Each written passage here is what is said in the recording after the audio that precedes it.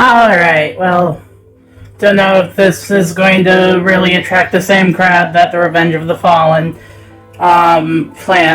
original plan would have, but I wasn't able to get that game running, so an old Otome game that I remember playing back when I was in high school. Oh, it's Seduce Me, the Otome. It's a VN.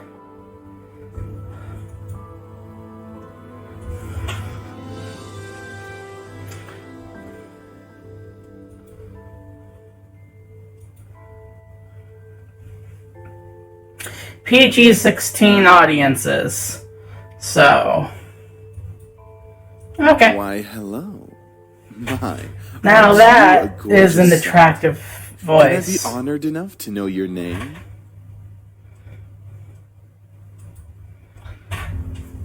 Alright.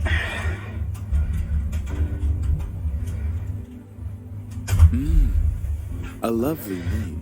For a lovely person like you. Wonderful. It just is? Eric, do your job. It's suave. Very well. This game was produced by Seraphim Entertainment under the direction of Michaela Laws and is powered by Ren'Py Visual Novel Engine. We truly hope you'll enjoy this story. I know I'll enjoy it since you'll be in it.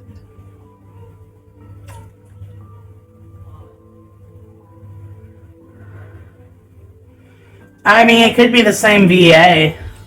Eric. Fine, fine. Farewell, my sweet. Ah! Oh! Somebody's being hit? Those definitely sound like gunshots. Come on! Is that all you got? Oh boy. Who's being macho? Wanna try me, asshole? Okay.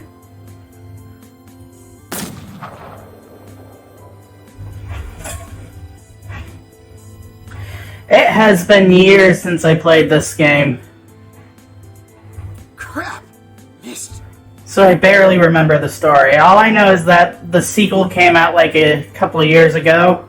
Let's retreat for now. No kidding. Let's get out of here. That's right. You better run, you stupid punks! Stay out of our territory! Ah, it's Bakugo.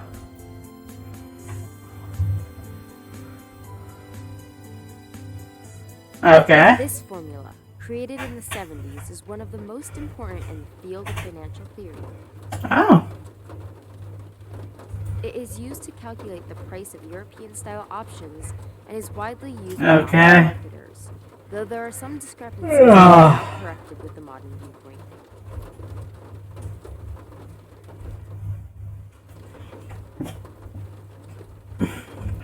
Rain. It's been a long time since we've gotten rain around here, but it is the season for rainy weather, so it's not exactly that surprising.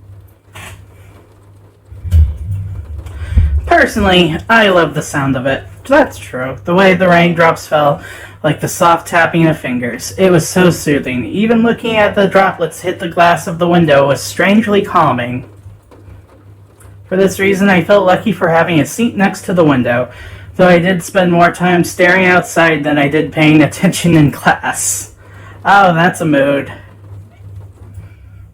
The lectures in class were pretty boring. Mrs. Phillips' voice wasn't soporific, but soporific? English is weird. But I just wasn't interested in what she was saying. And since it was the period right before lunch, all I could think about was doing other things in my free time. Honestly, I didn't really care much for economics. Sure, I had good grades in this class, but it was only because I read the textbook and did my assignments as I had to. I was only taking this class because it was mandatory. If it were up to me, I would probably have taken another course. Luckily, it was my senior year, so after this semester, it would mean the end of high school courses forever. Thank God for that. I didn't hate high school. I did. It was just kind of mundane how the days drifted on and on as if there were no end to it. The only thing I really enjoyed about going to school was meeting my friends and hanging out with them, but that was kind of it. Oh, yeah.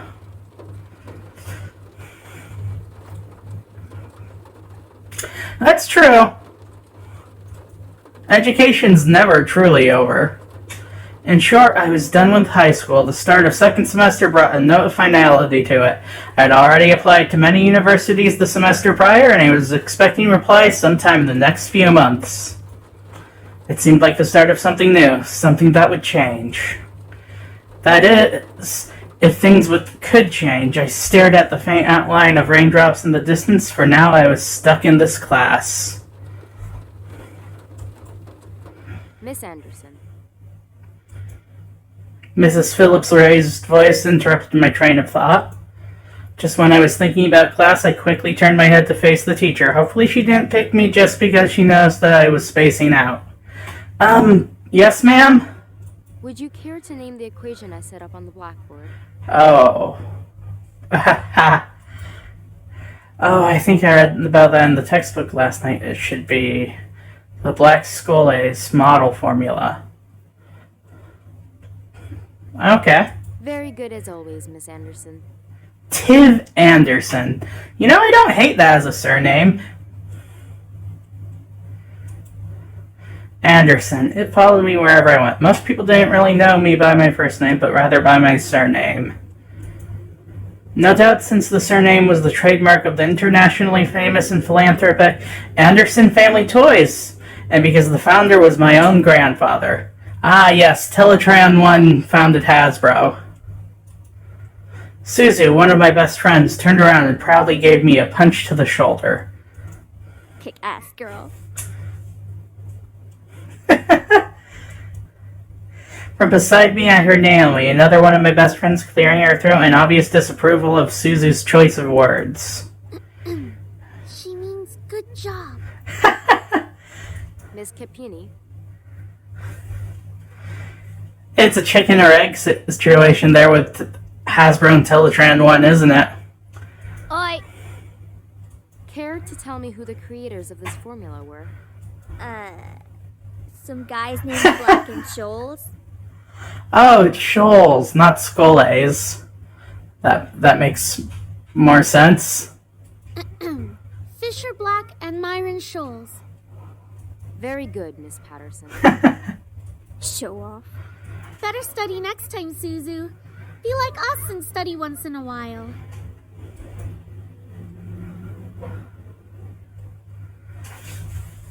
Yeah, she seems just a little prissy. That's the end of today's lecture. Now, let's separate into groups and work on your projects. Remember, everything is due on Monday. Go ahead now. Before I knew it, Suzu and Naomi had scooted their desks to align with mine, and we turned into the Three Musketeers. I kind of had a friend like this when I was in group like this when I was in beta. Whenever the teacher let the students decide on groups, we always grouped together in our little trio. It was a sheer stroke of luck that we all managed to be in the same class, so we had to at least take the opportunity and stick together as much as we could. Besides, we were most comfortable around each other than, say, compared to being around any other classmate. Ah, yes. The classic introvert trio. It just made sense for us to put our heads together for any kind of project. I took out the poster we were working on and rolled it open onto the 3 desks. We were pretty much finished with fulfilling most of the guidelines for the project, though we did still have to add a few finishing touches here and there. Hi there! Welcome to the stream! After working on making the poster a bit prettier, we sat back and inspected our work to see what we still had to do. Naomi, as usual, was the first to look for any issues. She lightly tapped a pencil against her chin, staring intently at the project. Alright, so let's see. We finished the budgeting section, the building leasing, and the cost for labor. What else do we need? Suzu straightened up to look at the poster and stroked her chin. After a few seconds, her face brightened and she spoke up. How about a company name? Oh, a company name. We might need that. Huh? Did we really skip over that? Of course we did. You always go straight into the logical statistics and stuff that you completely skip over the fact. We need a name for our project. At least we caught it this time. What do we name it? Oh, they're adorable. Not sure. What do you think, Native? It always came down to me. Whenever there was something to be named or titled, I was the master and ending decision, even when I didn't want to be. Trinity Corporations. That is way too predictable. How about the Dragon Company? The Dragon Company. Now that's ambitious. What do dragons have to do with our project? I mean, there's some cute dragon boys or girls around here. What? It's a totally unpredictable name. It's hot. I mean, that's one interpretation. But our company sells bubblegum. Who said we can't produce spicy bubble? Oh my god. Spicy bubblegum. Now that's a recipe for disaster. What do you think? What do you think?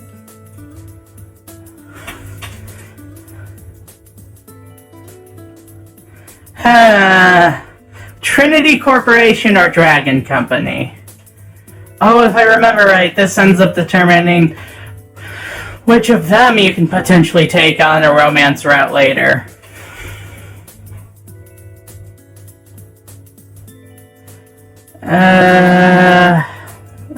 Let's go with that one. Fine. Be lame. Alright, now that we've decided on a name, now what?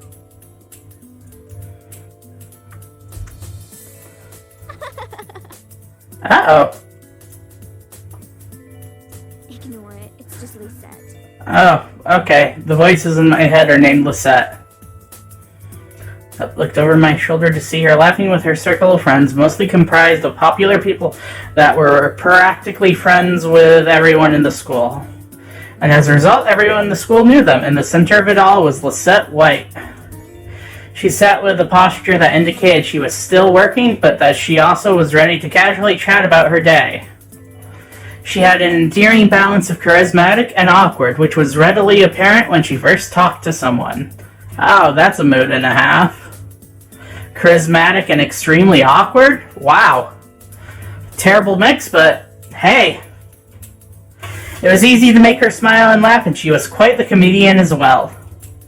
Basically, she was perfect. Not that she was like a robot or something, but she was the student that everyone else wanted to be. Lisette was bright, easygoing, and above all, had her future laid out right in front of her. Oh, wow. Gotta be envious of that sort of person. Knowing exactly what you're going to do with your future? I don't think I ever could manage that. And I was programmed. Unlike the average student, she knew what she wanted to do after high school, and as a result, she was confident and ambitious. Though sometimes it could rub a lot of people the wrong way. Yeah, that sounds like it could. I knew a couple of people like that in high school. Well, in the high school simulations I went through. Moreover, I had known her ever since I was young, but had ultimately resulted in a rivalry that continued today. Oh, rivalry? Spicy. Of course, my friends knew what was between us, and upon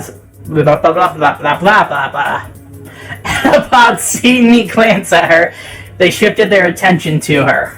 She doesn't even look like she's working, in my opinion. She probably is, but she's too much of a stuck-up priss to allow herself to look like she's actually doing work.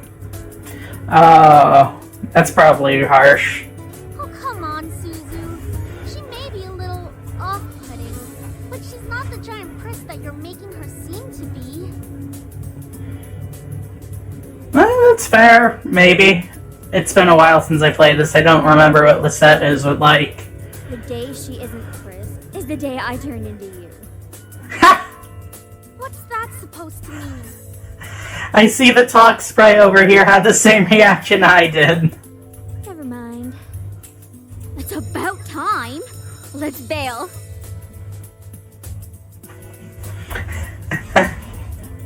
Seed isn't even closest to the exit, and she always manages to be the first one out of the door. I don't think I'll ever understand that.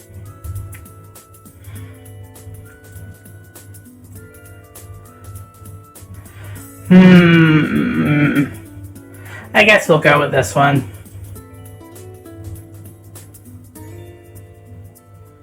See? Why can't she just be normal like the two of us?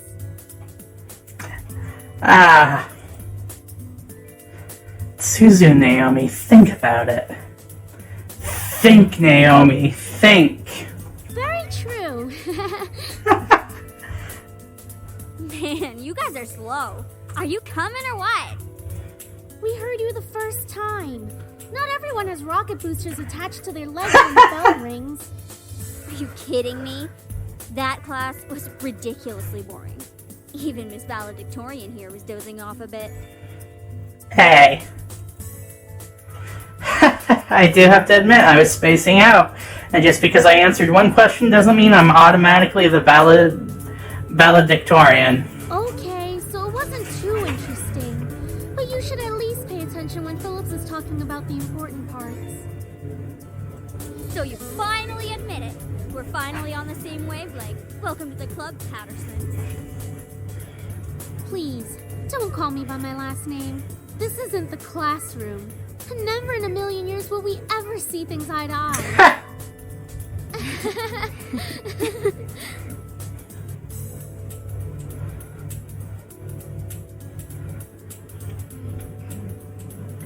I ship it. Maybe they were just perfect compliments, or personality just didn't dictate the possibility of their friendship. After all, we three had been best friends since preschool. That's heartwarming. Alright, so where are we heading to first? Cafeteria? I think we can all agree that we're really hungry, especially after hearing about our company's line of deliciously spicy bubblegum. Spicy bubblegum. That's an interesting idea. Who would even buy that? I wonder. Me? I would pay good money. You do like your spicy food after all. We entered the cafeteria, a bustling room filled with the aromas of different kinds of food. As we got in line, we ordered meals and chatted freely. Oh, hey! Thanks for following, Fueled by Foe. Or Fueled by PH0. Cajun fries and a spicy chicken burger for me. That's my definition of a good meal. That does sound pretty good. I'll take a tuna sandwich and some juice. That also sounds good, Probably though. going to need water or something to curb all that spicy flavor, Suzu.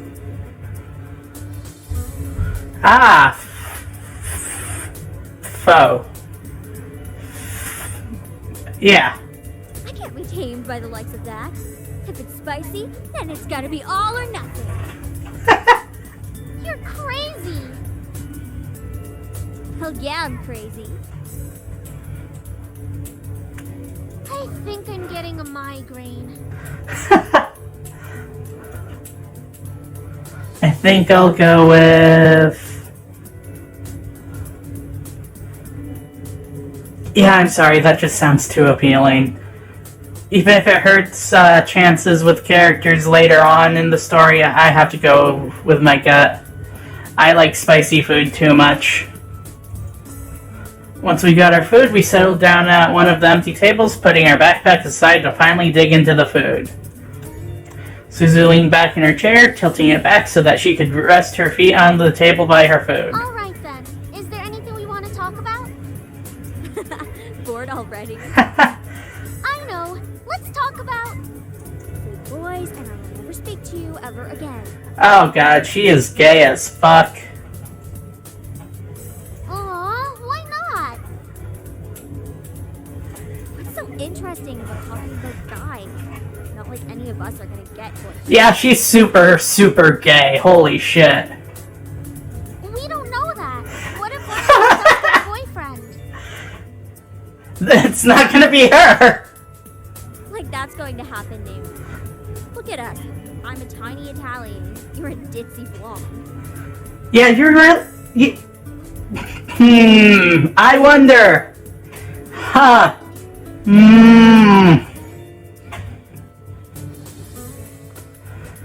Yeah, looks more like a sun-bleached brunette, really. I mean, honestly, massive gay vibes, and the player characters design, massive bi vibes. Hey! No offense. And Anderson here. Well, I guess she could land a boyfriend or girlfriend if she wants. Oh, look who's putting out the option. Or girlfriend? She can be a lesbian if she wants.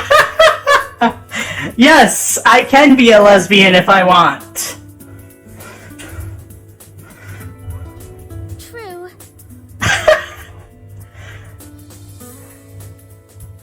That's okay, Suzu. I'm not sure I want a boyfriend yet. Or girlfriend yet. Why not? It's our senior year. Might as well get a boyfriend. Ah, Maybe she's just not interested in a relationship, Suzu. good theory. Well, it really wasn't about wanting a relationship, but more of there was no one interesting enough to be in a relationship with. Oh, wow. Really hard. If you said that, that's really harsh on the lesbian over here that clearly has a crush on both of her best friends. Don't get me wrong, I'm an open person, but there were not many interesting guys in the school to go out with. Who knows? Time will tell. Time will tell indeed. Naomi looked at me, wanting to continue the conversation. However, before she could speak, the speakers in the cafe started up and an announcement echoed through the cafeteria. Miss Anderson, please come to the main office immediately. Please bring your things with you. Oh boy. Well, off to the main office, I suppose. Oh my. Looks like our plans have been cut short. The men in white coats have finally come to get you. Is this because of the voices in my head? Is this because of the mooing in the back of my head? Suzu, don't joke around. What if it's serious? Fine. If something happens, just call us. Aw, that's sweet. Funny enough, something did happen. And it was certainly no laughing matter. Cold, it was really cold. The rain became heavier that afternoon, accompanied by rolling thunder now and then. The skies had turned dark, though I couldn't see any of it under the black umbrella. Not that I was looking up. In fact, looking up was the exact opposite of what I wanted to do. I stared at the grass beneath my feet, unable to look up at the people weeping around me. All I could see was the damp grass underneath my feet. Only the monotone eulogies that floated through my ears reminded me that I was at a funeral. Well, that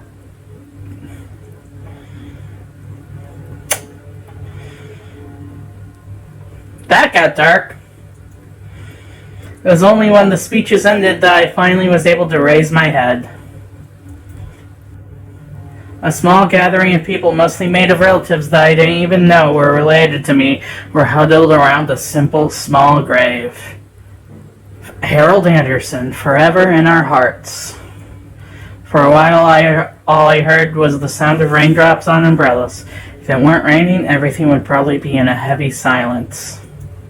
I looked beside me where my father was standing and holding up a large black umbrella for our small family of 3. His face was emotionless, a strange sight next to my weeping mother. I wondered what was going through his mind. After all, etched into the smooth gray tombstone before us was his father's name. My grandfather, the one who raised me like his own daughter, had passed away that day. The ceremony was small, only close family were allowed to come. Slowly, though, people began to leave, leaving my father, mother, and me behind at the grave. A man dressed in a clean black suit under the uniform black umbrella of the funeral attendees walked towards us, introducing himself as grandfather's lawyer. He pulled out a few documents from his suitcase and began to read aloud its contents. And now, we shall read Harold Anderson's last will and testament. Only my parents and I were allowed to be present for my grandfather's will. It was under the strict request of his lawyer, and there was a reason why. And to my dearest granddaughter, I give my estate. All the furniture and decor that resides within the house shall also be given to my granddaughter. What? I can't believe my years. I had earned the family estate at 18. That was impossible, and yet it was written by my own grandfather's hand. He passed the family estate to her? Why am I not surprised? Oh boy. Sounds like her dad is fishy. Dear. Well, did he say anything about what will become of the CEO and chairman position of the Anderson Toys Company? No. It is presumed that the vice chairman will succeed the position. Even to the bitter end, he wouldn't give in. What a stubborn... Oh, you stuck-up butt.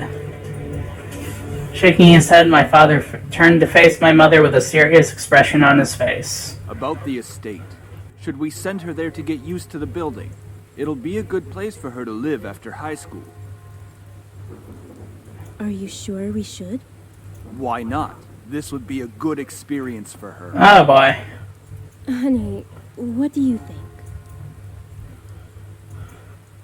I really wasn't sure what to say. Why did my grandfather think that I was the appropriate heir to the mansion? Was I even ready to live on my own? Well, that seems to be it. We'll be taking our leave now. I'm sure the little heiress needs some time to adjust. Oh, God. Our dad is incredibly bitter and sick of us because our grandfather preferred us to him.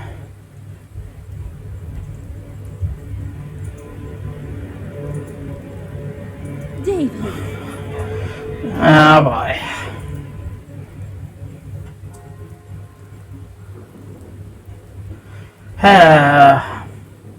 Don't mind him, honey. I think that your grandfather's passing really affected him. Why don't we get back home for now? You can go on ahead to the car, Mom. I think I need some time alone with Grandpa. Oh, of course. Take all the time you need.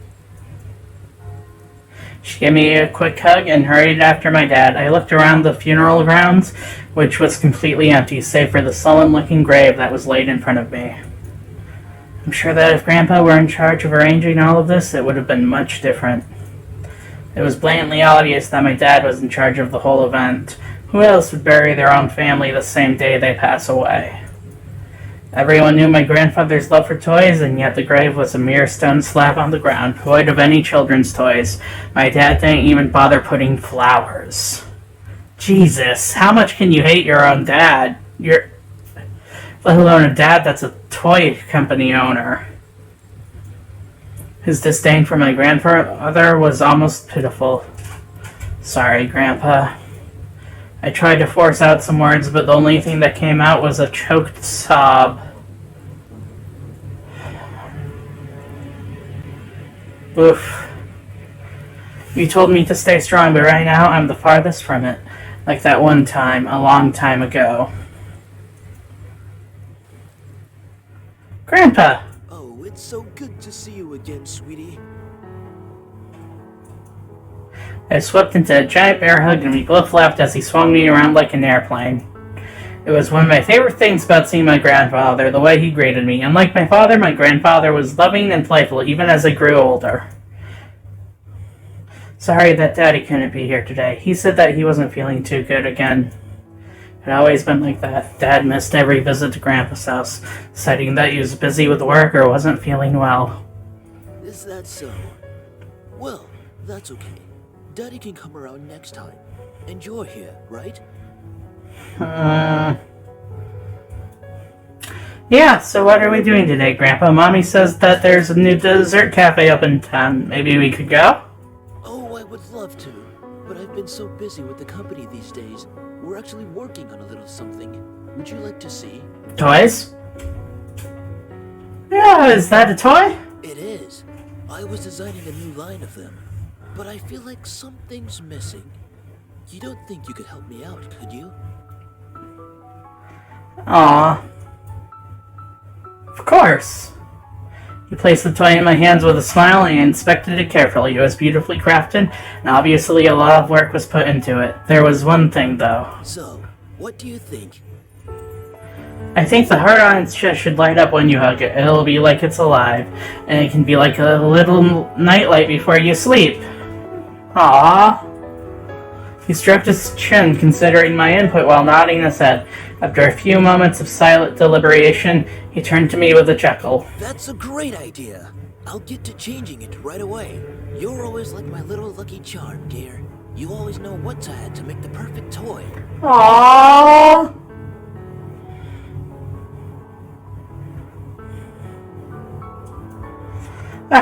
Well, I hope I can be like you one day, Grandpa. Aww. You want to make toys as well? Aww.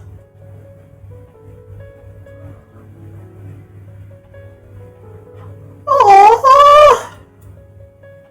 Well, making people happy is the best feeling in the world. I don't know if I want to make toys when I grow up, though. Oh, yeah, that's a sort of thing I can agree with. Making people happy is one of the most satisfying feelings in the world there is. Aww. Don't worry too much about it. You have plenty of time to decide. Besides, you should do what makes you happy as well. Aww. That makes sense. Daddy doesn't think of it in the same way, though. Your father. I'm sure he just wants the best for you. Aww. I'm not too sure about that. Sweetie, look at me. He bent down to look at me eye level with a serious look on his face. As much as your father may say something that doesn't make sense now, you must remember that he's always thinking about you. He loves you. There's no doubt about that. Aww. You need to love him just as equally. Aww. I don't hate Daddy. I really do love him. I don't know why he's like this, though. Your father and I have had some difficulties with each other in the past. But it's nothing that you should be concerned about. I had heard tidbits of this from my mother and various other people. The only people who had stayed quiet were my father and grandfather. Both of them refrained from saying a word on the subject matter, but it was clear that whatever happened set up a wall between them. It's hard, though, trying to pretend as if nothing were wrong. However, no matter what, you have to stay strong. You're a big girl already, and, well, there'll come a day when it seems like it's you against the world. But always remember that your family and friends will be here with you. Aww. Daddy, Mommy, your friends at school, me. We'll stand together to get through it. Aww. How can you be so sure of that? Because we'll be right. Here. And here. He pointed his finger to my head, fist, and then pointed at my chest. So stay strong. Promise? Oh. He knew he was going to die pretty soon after that, probably. For a moment, he looked almost sad, pleading, but as quickly as it had come, the expression disappeared from his face, and he was all smiles once again. Promise. Upon hearing that, Grandpa let out a great burst of laughter and stood up. All right, then. Enough of that. How about I whip up some special homemade dessert? I know it can't accompany you at that new cafe, but we sure can talk and eat while I cook and do some paper. Aww. Homemade dessert? I'll race you to the kitchen. Aww. Hey, slow down there. I'm not what I used to be. You willed me the very home I love to see you in. Why? Why would you think I would be ready to take it? Especially after this. A surge of anger bubbled within me, but I quickly swallowed it. There was no use in getting mad, especially when the person in question was no longer there. I'm sorry, it's hard to stay calm when you've left me with so many questions, especially about what happened between you and Dad. What am I doing? Talking to a grave? My vision blurred, and I suddenly realized that I was crying. My face heated up as tears rolled down my cheeks. I'll bring you some flowers later. I miss you, Grandpa. I'll try my best to fulfill my promise I gave to you, even if the world might be turned against me. I left the grave, wiping my tears hastily so my parents wouldn't see. Well, it's time to head back home. I'll cook up your favorite lasagna when we get home, okay? Aww. Thanks, Mom. Howard, my dad didn't speak the entire drive home. I wanted to talk to him, but after his moment at the funeral, I wasn't sure if that was a good idea. It's about time we took off those dreary black clothes. This is your only sprite. Gathering my courage, I decided then that it was time to talk. Dad, could I ask you something? Go ahead.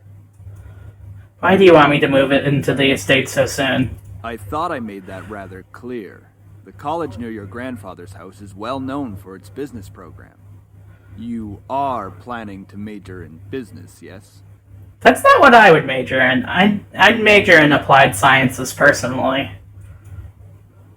Right after you graduate from high school, you'll just live there and can easily commute to and from school. It's a perfect fit for you. It's so sudden, you just decide so quickly right after the funeral. Don't be so sensitive. If you're like that in the real world, you'll be crushed. Yikes. I'm just saying that maybe we could talk a bit more about my future. In reply, my father rubbed his temples and sighed quietly. After you graduate from college, you'll work at Anderson Family Toys. I have connections since I am part of the board of directors, so you will be guaranteed a spot. That is what we talked about before, yes? Oh boy. But what if... Stop mumbling. What if I don't want to work there? Don't be silly. It's the family company. Our company. I'm not just going to hand it over to some incompetent vice chairman. Oof. He came closer to me and his face softened. Look, this is all for the best, okay? You may not know it right now, but you will appreciate it later. I don't know about that. For some reason, when I heard him say that, something snapped in me. I wasn't exactly sure what it was, but it made me feel so angry. Do you even care that grandfather passed away? Of course I do. Well, everything seems fine and dandy to you. Things couldn't be better. Excuse me? I don't like your tone, young lady. It's like nothing even happened at all. Like you just ignored the fact that he's no longer here. Do not raise your voice at me. What did he ever do to you to deserve this? My father, his face hardened, crossed his arms, and erupted in angry laughter. Ha! You sure place him upon a pedestal, like he's some kind of venerated god or something. It makes me sick. Whew. Is that it? Are you happy seeing grandfather dead while everyone was grieving? Were you holding yourself back from laughing in everyone's faces? Did you feel just a bit happier seeing him lie in the graveyard? Flash of rage crossed his face, and he whipped the back of his hand across my cheek. You don't know anything! Running your mouth like somehow you know everything that went on, when you're just a little girl who doesn't know how to keep her mouth shut! This doesn't make me... Oh. I don't remember this part of the game.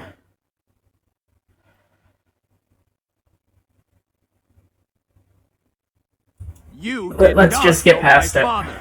You did not know what he was capable of.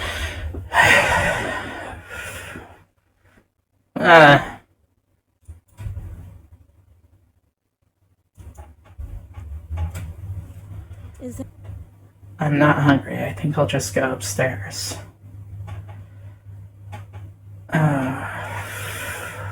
Honey, wait! I I quickly turned and ran up the stairs to my room, slamming the door behind me. My breath came in short pants, and for a while I just leaned against the door to my bedroom, eventually sliding down to sit against it. How did things become like this? My cheeks still throbbed, and I tentatively stood up and looked at the mirror to see how it looked. Hopefully it doesn't bruise. What am I saying? Tears formed in the corners of my eyes, but I blinked them back rapidly. I couldn't cry for the second time today. I had to be stronger than that. Are you alright? Your father told me nothing happened, but you know your father. I'm fine. I just lost my appetite. The lasagna's done, though. And I don't want you skipping any meals. Are you sure? Yeah, don't worry about me, Mom. I'll come downstairs later to eat. You're not telling me the whole story.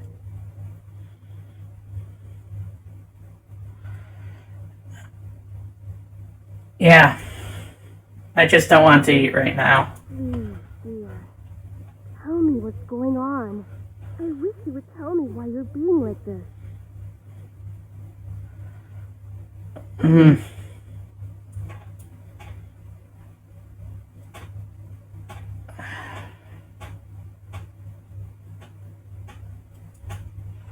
I wanted to tell her. A part of me was screaming to tell her what Dad had done. At the same time, I knew she couldn't fix anything. Besides, I was moving out regardless. Okay, this is hitting a little too close to home right now. I remained silent, letting the event remain in the past.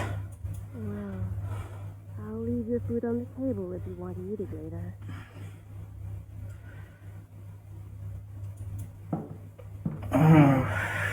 Finally, my mom left me alone. It was strange to think that she was only a few inches away from me, only separated by a single wooden door. This is why I ended up relating so much to this character when I was a kid. I really didn't know what to do. I needed to do something, anything to get my mind off what just happened. Anything would be better than thinking any more about the pain still radiating from my cheek. I was going to move into my grandfather's house tomorrow. I should probably pack my stuff so I would be prepared for tomorrow. Yeah, that was a good idea. I should start packing.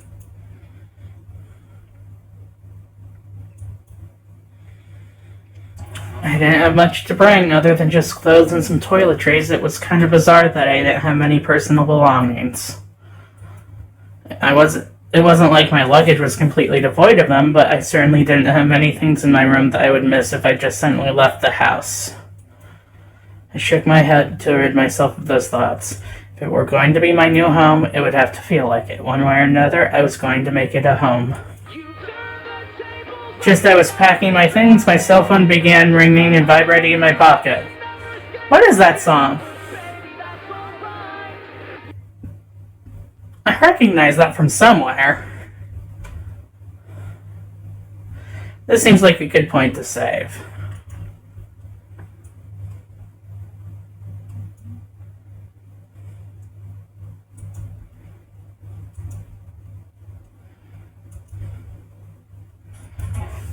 I slid my phone out of my pocket and answered it while slowly easing myself onto my bed. Who could possibly be calling? Hey, Anderson, you there? Oh, it's Suzu. Is everything alright? We were worried about you, so we decided to call. Oh, it's a conference call. Hello?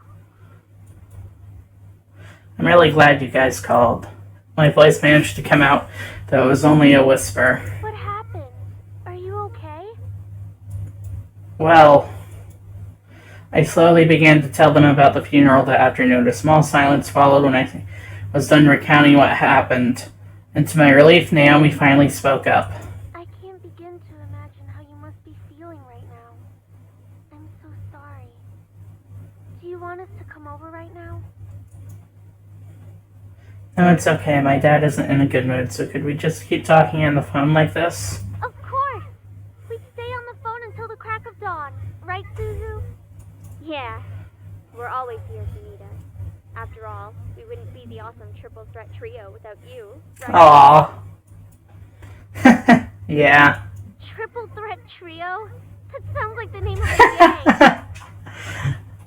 Yeah, I mean, we're all taking on the world together. We've got to sound somewhat scary, or else no one's going to take us seriously. Aww. What's with you and naming things? You've got to step up your game, Naomi. Falling behind to the cool kids like Anderson and me.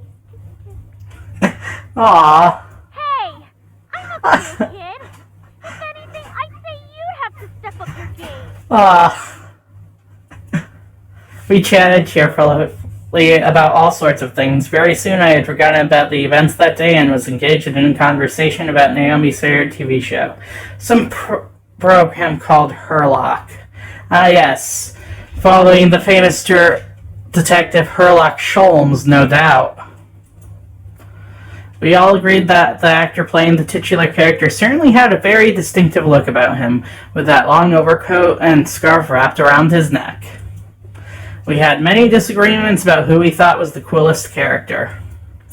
Yeah, he has really high cheekbones and his eyes are pretty, though I do have to say I prefer Jackson, and as a bonus, his actor is just so sassy. I looked at the clock hanging on the wall and realized how late it was. Whoa, it's already 1 a.m.? Sorry for keeping you guys up so late. I think I'm gonna hit the hay for tonight. See you guys at school tomorrow. I should probably shower and go to bed. I can't believe I stayed up this late just to talk to my friends. But it was really nice. Yeah, those sorts of nights are nice. Well, to the bathroom I go. Who says that? Who excitedly declares, I am going to the bathroom now? I took a relaxing shower. Nothing beat hot water and the feeling of being clean. After drying myself, I promptly dressed in my pajamas and crawled into bed. Ah, nice hot shower after a long day. I'm so glad to finally be in bed. Had been a really long day. I knew that I was wishing for something to change back in class, but I certainly wasn't expecting any of the things that happened today. And I have to go back to school tomorrow. Ugh. I curled up on my side and tightly wrapped the blankets around me. I really wasn't in the mood to be returning to school, but my dad probably would make me go just for the sake of it. It's time to go to sleep. I reached out to the lamp on my nightstand to turn off the lights. However, my mind was so lost in the passing of my grandfather and the thoughts of inheriting something so big that it haunted my mind the entire night until the next morning.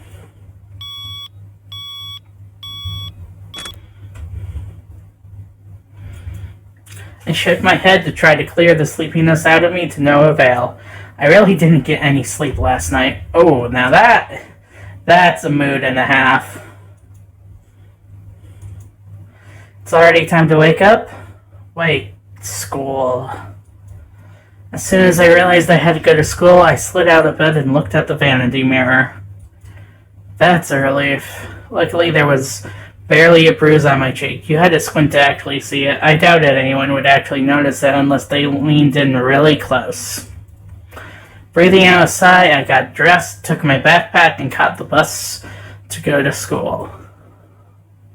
It wasn't even hours before everyone heard of the news. I was approached in school and given condolences for my loss. However, that wasn't what shocked my friends. Wait, so you have the whole Anderson house to yourself? Lucky as hell, man!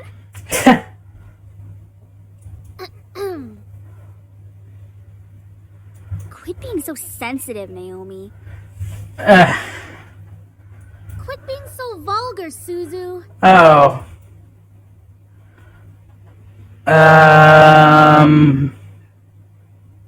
Right. Oh, man, come on. See, she knows about proper public taste. Public taste. I know how to be a lady. Sheesh.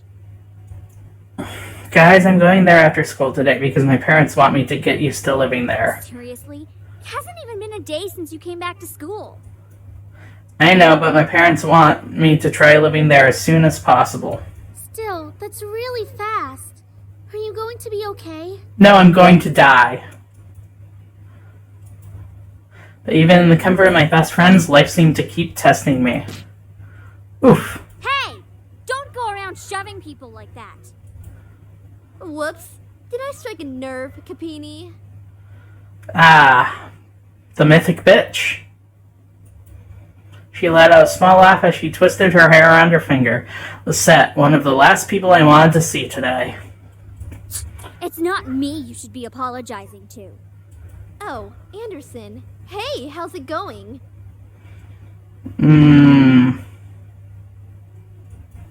I'm alright. Haven't you already heard, Lisette? Of what? Her grandfather's passing. Ah, well, I'm sorry about that. I don't really watch a lot of news. It doesn't really sound like you mean it. I do mean it. Earnestly. Why wouldn't I? Typical Capini. Isn't her family involved with the mafia or something? Ooh. I wouldn't be surprised if she brought out a bat from behind her back right this moment. Wow, that's racist.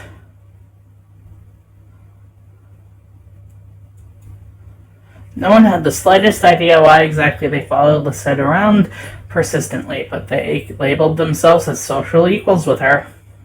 That is out of line. Suzu comes from an honest family. Says the one whose family profits from political scandals. Ooh, that sounds like a burn. Yeah, your dad doesn't make anything unless he's in the court with dirty politicians. Ooh. Hey, let's all calm down for a second, alright? I'm sure Anderson needs some time to recuperate. I mean, what just happened? We need to give her some respect. Huh. Just stop. Stop acting like that already, like you feel sorry for me. Huh? What are you talking about? I'm sure you're happy seeing me like this. You already have everything you've wanted, and now seeing me like this? Life couldn't get any better. Bitterness seeped into me, and words started flying out of my mouth without filter. But honestly, I didn't care. I was so consumed by anger that I only saw Lisette in front of me. What exactly am I to you? Just another part of your obstacle course? Is that what I am? I'm sick of it, Lisette. I'm sick of all of these charades. I'm sick of you. Gasps rose from the crowd around her, and I was brought back to the school hallway. Even my friends beside me looked at me in surprise. One girl looked like she was going to speak up, but Lisette held her hand up to stop her. There was an emotion in her face that I couldn't make out, but I could see a form of pity in her eyes. No, don't you dare pity me. I looked away from her. I didn't want to see that emotion in her eyes when she was talking to me. She didn't have the right to look at me that way. I'm sorry. I know your grandfather passing away must have really taken a toll on your emotions. She stepped towards me and put her hand on my shoulder, giving me a tiny smile, as if for old time's sake. But for some reason, I didn't feel comforted at all. Not that I was just so angry at her, but the expression on her face when she leaned in close to me contorted into something complex. Something was different about her. I couldn't quite place my finger on it, but something about her had definitely changed. Well, I'll be going for now. Track meet responsibilities and all of that stuff. See you later. Something about Lisette made me feel uncomfortable. I wasn't just angry, but also uneasy. What was it? I had never seen her like that before. But I decided to pay no further attention to it. She continued running down the hallway with her gaggle of friends behind her. I refocused my attention to Mrs. Phillips, who was walking down the hall towards me. Is everything all right, girls? Nothing we couldn't handle, Mrs. P. Just a bunch of snobs. Suzu, hush! It was nothing, Mrs. Phillips. I see. Well, Miss Anderson, please accept my condolences for your loss. Thank you, Mrs. Phillips. Your grandfather was a good man. He really upheld the philanthropy of his company's policies, and the money that went towards charity, too. Yeah? I know, he was amazing. I really looked up to him, and I want to be as good as he was. Well, I know that you'll be as great as your grandfather. Aww. Hell yeah, she will. She'll be 10 times better than her grandfather. Would I really be better than my grandfather? Everyone seemed to have high expectations for me. I wanted to do my best and make my family proud, but to be better than my grandfather? That chance. I wasn't sure about that. From outside the school window, I saw a familiar blue car pull up to the curb. Undoubtedly, it was my father in the driver's seat. Oh, my ride's here. Well, I guess I'll see you both tomorrow. Want us to come with you? Oh no, it's okay. I'll be fine. See you. Hey, Dad. Hey, honey. As I got into the car, I noticed my father looked troubled, clutching at his steering wheel and staring straight ahead, as if something was really bothering him. About what happened yesterday. I'm sorry for yelling at you. Does your cheek still hurt? No, it's nothing to worry about. I mean it. I shouldn't have laid a finger on you.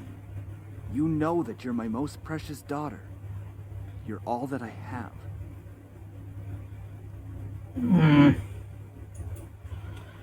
Oof. Yeah, he couldn't bring himself to say what he could never say to me for such a long time. I always wanted to hear those words to affirm how he really felt, but I guess even now he couldn't say it to me. I turned my head away to look out the window. There was no point in waiting for something that was never going to come. Like that, he started to drive, and the conversation between us ended. I decided to focus my attention on the passing scenery. We were taking the usual route to grandfather's house. It was located within the vicinity of the school district. He had always lived alone. He insisted on doing things by himself, even at his age, living in such a large house. I wondered, did he pass away with no one at his side as well? It sounded so lonely and sad. Strange that he decided on living all alone in his large estate. If anything, he could have lived with us. Though he and my father probably would have given each other the silent treatment the entire time, maybe living alone was preferable to that. I actually hadn't visited him for quite a while. Visits to his house were most frequent when I was a child, and I had grown up long since then. The last time I visited, though, I thought he looked just as he usually was, happy and healthy. But things change. In the back of my mind, I knew that he would have to leave one day. It wasn't like humans could live forever. So why did my heart still feel so heavy? The car ride was mostly spent in silence until he spoke up again. How was school? Maintaining your grades, I hope. Yeah, I've been trying my best as of so far. Trying? That's not really doing the best you can, is it? How am I supposed to do more than try? With my father, only some words I said were filtered through his ears. It was difficult to keep up a conversation without eventually talking about academics or my future. It was something loosely based on it. He always found a way to integrate it whenever we talked. Anyway, your belongings are in the trunk. There isn't a lot, so I'm sure you can manage bringing them inside the house. After all, you are on the road to being independent now. Yes, I can manage on my own. The usual silence resumed between us. I really wasn't sure what to say around him, especially when most of the time we didn't share the same opinions. One question did linger in my mind, though. If he was going to justify acting so nonchalant at grandfather's funeral, I had the right to at least know why. Yeah, let's try again. Say, Dad, about you and Grandpa. We are not talking about this. Ooh. I feel like we should. Because Grandpa did leave us yesterday, so... I wouldn't care if he had left even long before that. I do not want to hear it, and that is the end of this conversation. Ooh, God. As always, he managed to shut down any other form of conversation related to him. It was just like what happened last night. I opened my mouth slightly, but I closed it again. It was like talking to a brick wall. It wasn't like I could find out anything by somehow arguing my way through it. Alright, then. Leaning against the car door and stared out the window, I really couldn't think. What would this place be like? I had been to my grandfather's house before, It was one thing visiting, and it was another thing to actually be living there. How would I manage living on my own without any training to really care for a house? I knew that naturally the bills would be paid by my parents who inherited grandfather's stocks to the corporation, but I had never lived independently before. Thinking about it made me feel like some kind of bird being pushed out of the nest. Though I was technically an adult, I felt unprepared and a bit daunted at the prospect of actually moving into a new place. Most people my age would be ecstatic moving out. After all, it would symbolize some kind of change in their lives, like being on the road to independence. But it felt like it was nothing of the sort. I really hoped I wouldn't let my parents down. I wouldn't want to let grandfather down. What would he be saying right now? I gazed up at the passing clouds in the sky. If you're out there, grandfather, how would you be doing? Would there be anything you'd want to tell me at this moment? Oh, whoops. Of course, no answer. What was I doing? Searching for an answer in heaven that would or would not exist? I ducked my head to stare at the blur of trees and cars from the car window. My head was definitely going into the clouds there at that moment. Either way, I found myself being driven off to my new home, Arkham Asylum. The car rolled to a stop and I drifted out of my thoughts. Here we are. Go on in. Alright, tell Mom I love her. Alright. Aww. I love you, Dad.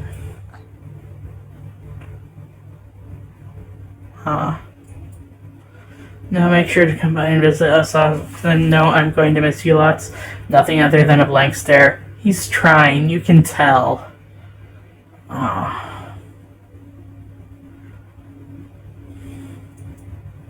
I paused a bit before reaching for the car door handle, waiting for any form of a goodbye, but he didn't speak again.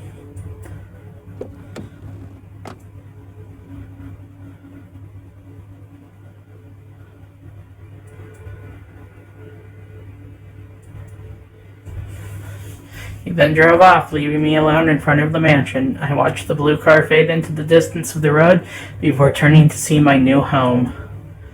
There it is. It's huge. My grandfather gave me this. It's hard to believe.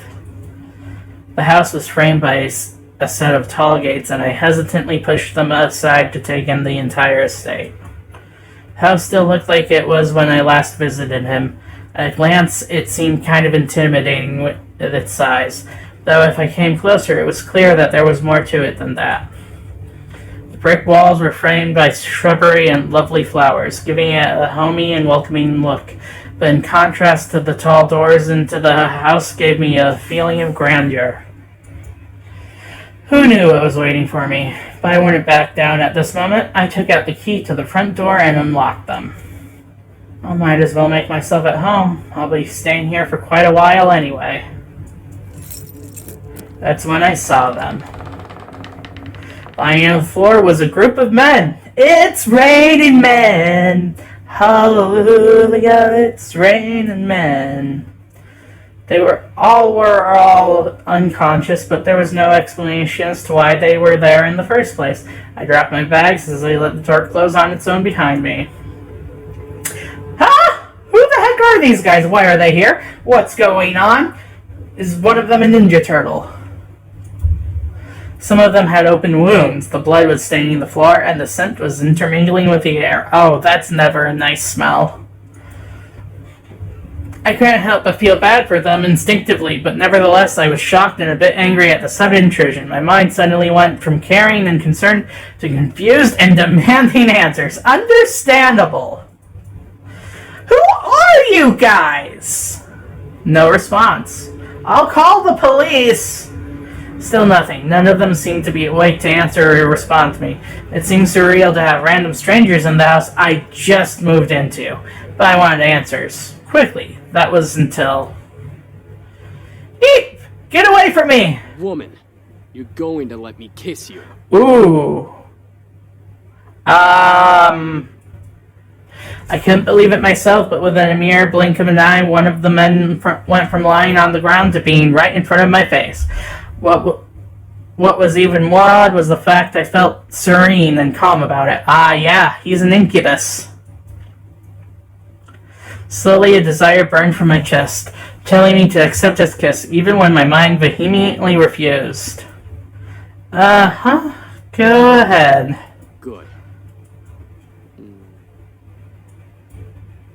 As he kissed me, I could feel my body go weak. I didn't know why, but that kiss was draining me of my energy, and yet it was so good and made my heart sing.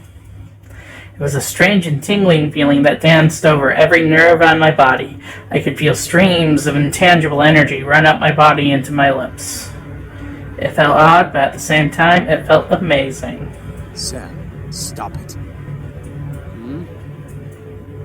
The person kissing me, Sam was his name, glanced behind him. I said stop. Now. Ooh. Fine. Finally, he pulled back. And I was left standing there in a daze. What? I couldn't tell what was going on. My mind was completely enwrapped by the kiss and my thoughts that melted into the depths of my forgotten memories. Please forgive my brother. He's a bit reckless. At least I feel a hell of a lot better than you right now. Oh my. Because you used your abilities on her. Sam, you're such a reckless brute. Taking advantage of a beautiful young woman like her. Oh.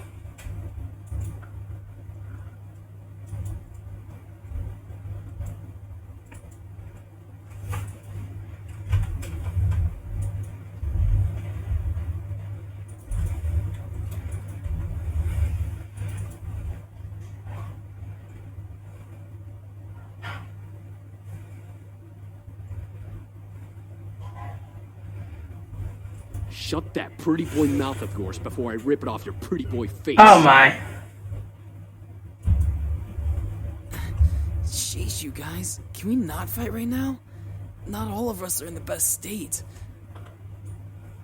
I guess you are right, Matthew. Yeah.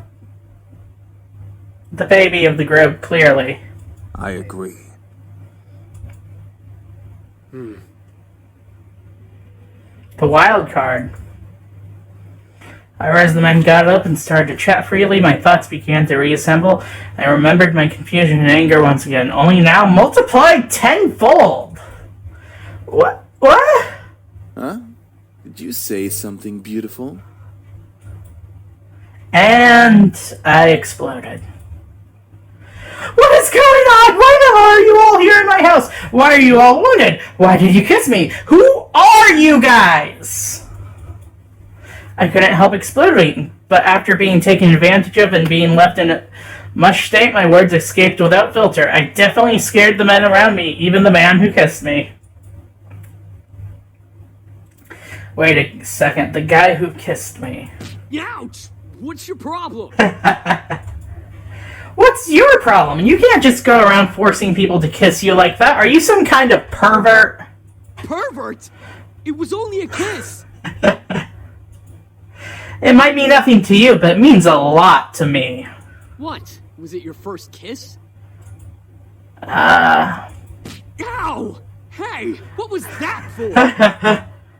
I know first kisses aren't exactly amazing and full of sparkles and something out of a fairy tale, but I had at least expected it to be more than just something forced. So it was your first kiss. Stop making such a big deal out of it. Oh. Are you asking to get punched again? Well, what do you want me to do? It's not like I can somehow take it back.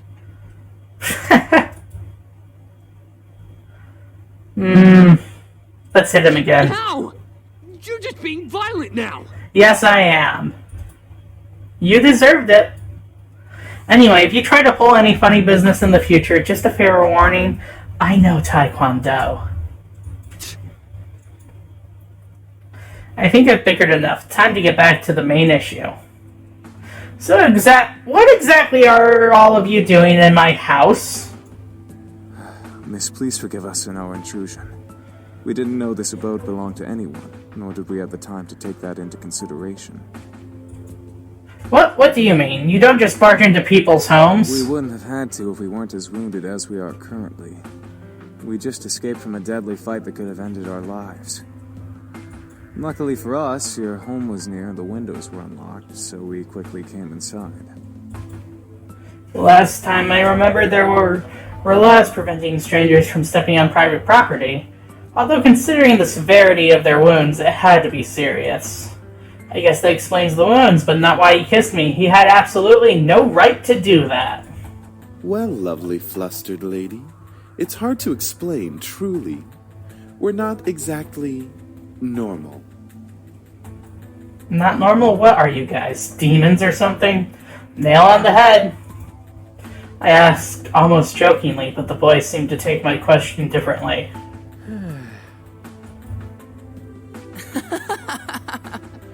Well, yeah, actually, something like that. Oh, yeah, just admitting you're demons. We're incubi, miss. Demons who consume and use sexual energy of humans to survive. Incubi, the fabled demons that exist to haunt humans and make them sex-crazed monsters?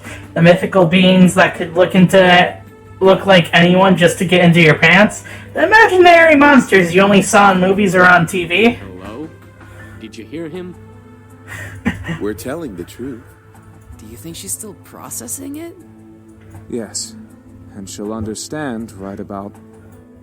Right, it was funny while it lasted, but it's time to cut the joke short. Incubi don't exist. There was no way they existed. That would be practically impossible. Incubi is the correct plural form. Oh, wow! Yes, we do exist. You made the same correction I did. Prove it. As soon as the words left my mouth, I instantly regretted them. Very well. Eric, go ahead. Very well. My sweet, you're so tempting with such non-belief. Let me ease your mind with a tender kiss. I promise you'll enjoy every minute of it, and maybe you'll even want more. What? Once again, I was lost in a pool of calm and serenity, staring into Eric's eyes. I felt waves of heat course through my chest and onto my face, painting my cheeks red in their wake. I couldn't help but nod and agree to his offer. Yeah, okay. With another kiss, my heart began to flutter once again in my chest, and my mind was sent spinning in a heated, passion-filled pleasure. Yet I could feel my body drain of energy as he kissed me. All right, that's enough. Aw, very well. I feel so much better. As he pulled away, I was left in a mental mush pool. I felt weak in the knees, despite my will demanding me to stand straight in front of the boys before me. The world around me began to spin as I tried to speak. I think I'm going to... Where are our manners? I'm James, and these are my brothers. Sam, Eric, Matthew, and Damien. Miss, are you okay? Shit. She fainted. Yeah, I mean, what did you expect? You just had me go through 2 training attacks in a row.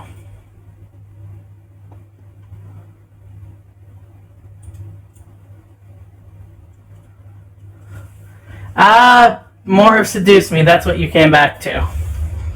I couldn't believe it. Incubi. Real. It all spun around in my head until I saw only black. Floating into the darkness, my mind kept replaying the scene over and over again, reminding my body of the touch of the incubi's lips against mine. However, I began to feel the smooth silk around me, and my eyelids unwillingly opened. Where... I woke to find myself in an unfamiliar place. Where was Mom? Dad? I was pretty sure this wasn't my room. Oh wait, I lived at my grandfather's house now. Of course it would be unfamiliar. I rubbed my eyes and surveyed my surroundings. I was still in the clothes that I arrived at the house in, but I was laying in a silk-covered bed. I remembered coming in the afternoon, so why was it nighttime already? Suppressing a yawn, I stretched my arms. Maybe I should order some food for delivery. I was feeling pretty hungry. was about to sit up, but I suddenly realized that I wasn't alone. You're awake. Huh? Gah! Since when was he standing there? And who the heck was he? A guy in my bedroom? Did we... There's no way. Sorry. I think I was saying my thoughts out loud. Why was I apologizing to a stranger who had only said 2 words since I woke up? Wait, he looked eerily familiar. We literally just met. Then it all came back to me. Incubus. He was an incubus. He and his brothers came here for refuge, and 2 of them kissed me, and then I fainted. And that was how things came to this. Well, hey. Look, Phantom, you got a recap right there. Oh.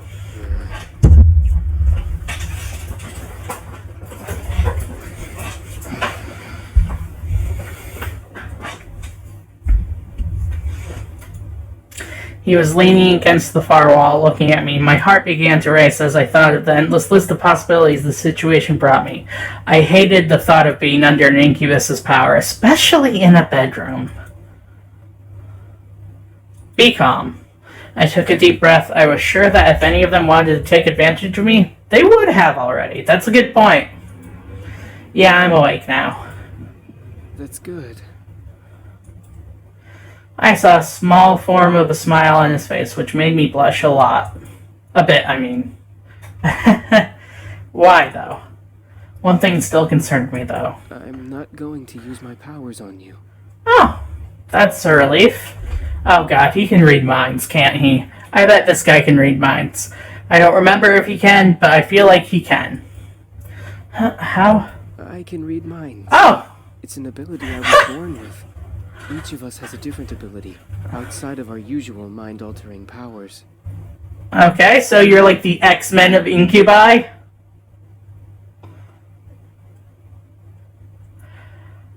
You know what? I'm going to save here, and I'm going to get something to drink and snack on. I'll be right back, guys.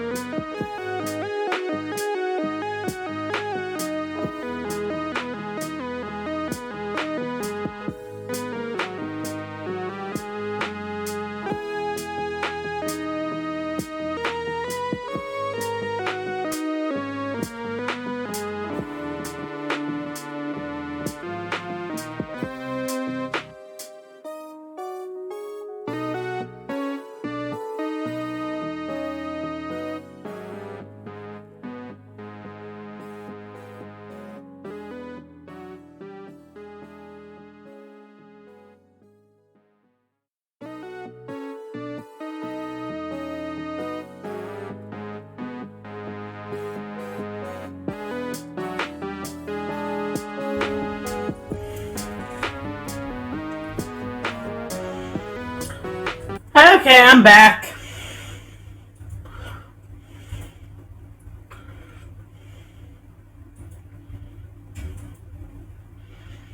Let's get back to business with these demons.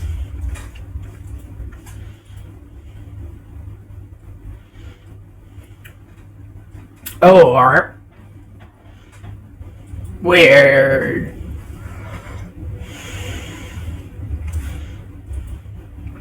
Great, even more surprises.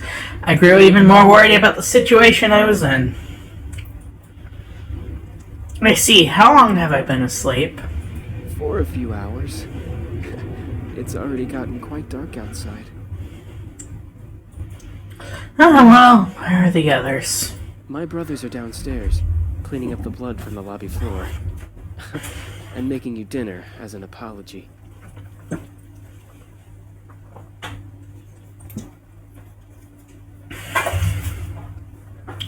Well, that's nice of them. Oh, okay, that's unexpectedly sweet.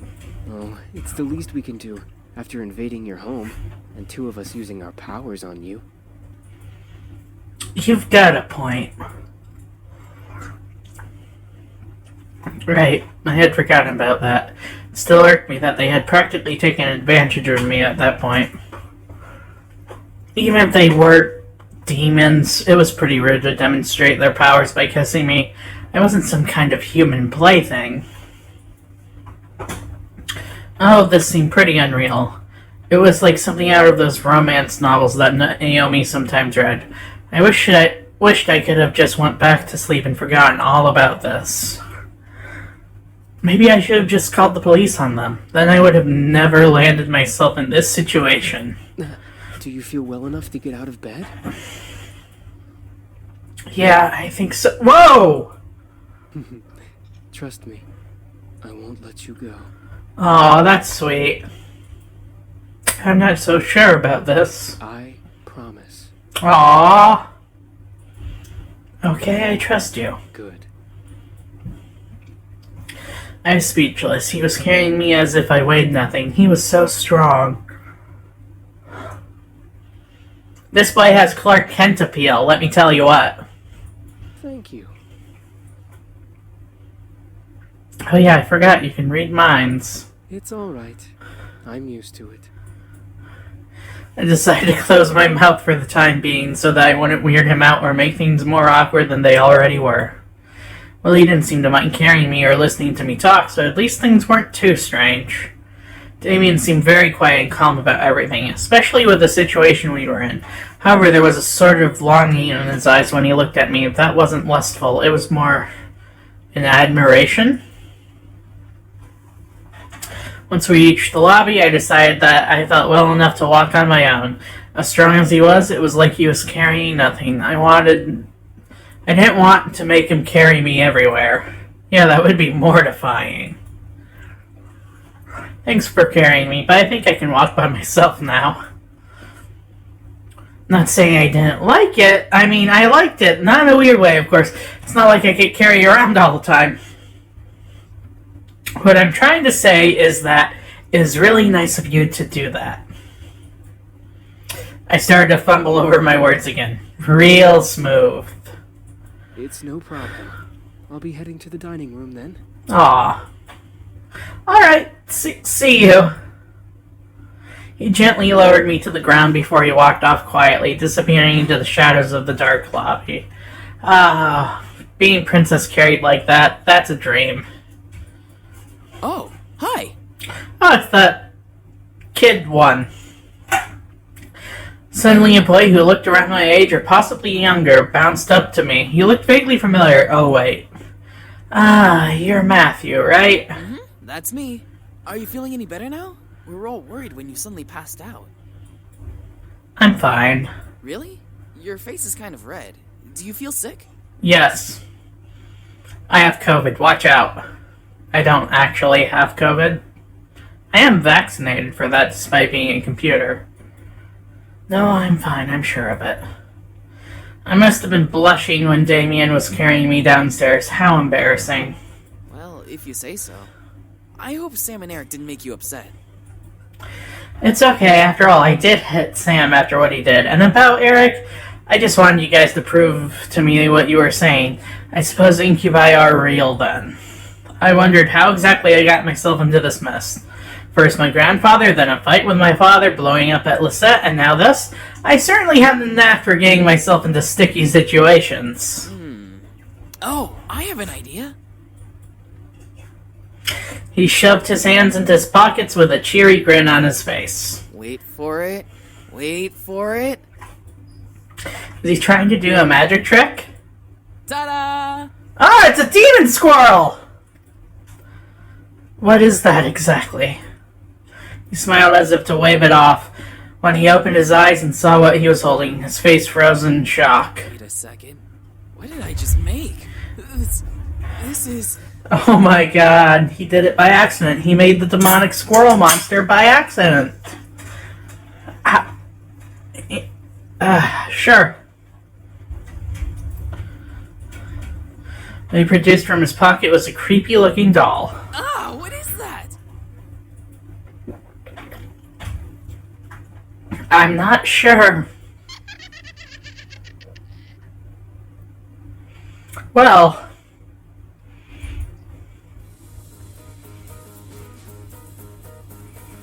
Get it away from me! You might be possessed by a demon or something!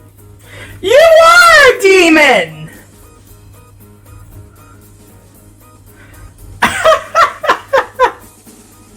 That's not what I wanted to make! I just wanted to surprise you with a stuffed animal or just something to cheer you up. That looks like it came straight out of a horror movie. Oh my gosh. He slumped his shoulders and looked down at his feet. It's okay, you don't have to look so dejected. I mean, it's certainly unique. Yeah,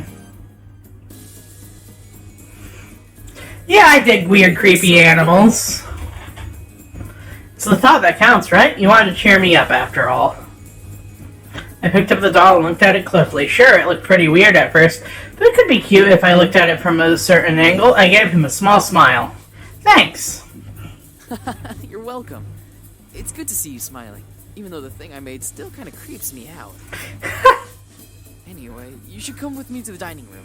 We're almost finished with the food, and, well, I don't mean to brag, but we're pretty decent chefs. Oh. Sounds great. Lead the way.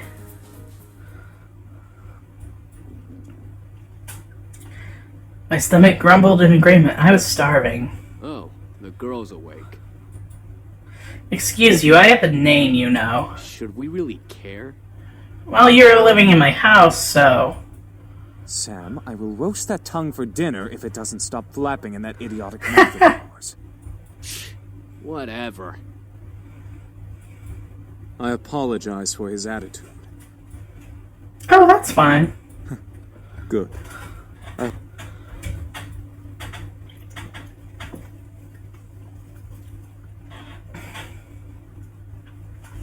For a second, my mind didn't understand what James meant. Maybe it was the doll getting to my head and distracting me.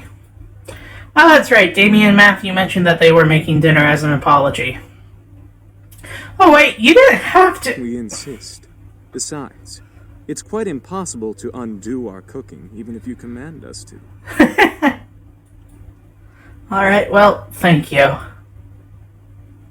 Matthew put down the last of the plates on the table and bowed a bit exaggeratedly to me, gesturing to the table with a sweeping motion. Ah, there we go. Dinner's all served. Ah. The table was filled with various foods from an eclectic selection of cuisines. One portion of the table was filled with elegantly plated Asian foods, another portion some yummy-looking desserts. And there were yet more and more plates than I could have possibly imagined. Whoa, that's a lot of food, and all it looks so good. We hope you enjoy it, my sweet. What? Sweet? Me? That's enough, Eric. You're no fun, James. I don't need to be fun, Eric. Miss, please follow me. I didn't know what came over me, whether it was his politeness or maybe his power, but I couldn't help but take his offered arm. James seemed very kind and intelligent, but aside from that, there was something that set him apart from his brothers. Not to mention that he didn't really seem to hold much appreciation for them. Miss, I have to ask, why do you live alone? Oh, well, it's kind of a long story. I'm all ears if you wish to tell. Sure. That explains the luggage you brought in when you came through the front doors. By the way, we put your belongings in the room you were sleeping in.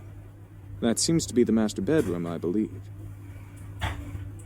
Thanks, this house is really big. I don't think I even explored the entirety of the estate when I was a child. You lived here before? No, truth be told, this is my grandfather's house. I used to visit him all the time when I was younger. May I ask why you now live in your grandfather's house? He actually passed away yesterday. It was bequeathed to me in his will. I was sent to live here whether I liked it or not. My condolences. It seems like you don't like the idea of living here. It's not that I don't like this house or that I don't have fond memories of being here. It's just the implications that come with staying at this estate. It's kind of complicated to explain. How do you feel about it? I certainly wasn't expecting that question, but in a good way. It was different from what I had heard the entire day at school. I appreciate the fact that he was willing to listen. I feel angry, sad, scared, and confused. It's hard picking out the different emotions that I'm feeling right now. I wish I was stronger. You don't have to be strong. What do you mean? I understand that you're going through a difficult time, so it's okay to feel those emotions. You don't have to be strong at all. Thank you. That's a lesson we can all learn when it comes to our emotions sometimes. Sometimes we just need to feel them. Are you alright? There seems to be a small bruise on your cheek. He noticed. He caught me off guard with the comment. I thought no one would have noticed something as small as that. Oh, I'm fine. He stopped and leaning close, a bit too close for comfort. Or maybe it was just me, inspecting my face. He was really quite tall, having to bend over so much to just look at me straight in the face. It was hard to look at him, especially when he was so close. After a few seconds, he straightened up and began walking again. Well, if you're having any problems, I'm always here to listen. Well, that's nice. That's really kind of you to offer that. My pleasure. Here's your seat. Let me get your chair for you, lovely lady. Oh, Eric was very charming. His smile pulled at my heart. The way he kept flirting with me definitely designated him as the charmer of the demons. Yet there was a little distance in his eyes. By the way, I apologize for my behavior earlier. Stealing your second kiss like that. Huh? Oh yeah, when I didn't believe that they were incubi. It's fine, I guess. I mean, you didn't just get up and grab a kiss for no reason. I'm not as forward, unlike Sam. Suddenly, Eric leaned in and whispered in my ear. I won't lie, though. I enjoyed kissing you and feeling you melt in my arms. Oh my. I was torn between smacking him and trying to play it cool. Let's smack him. It's going to sting. Sorry, I panicked. No, I was expecting that.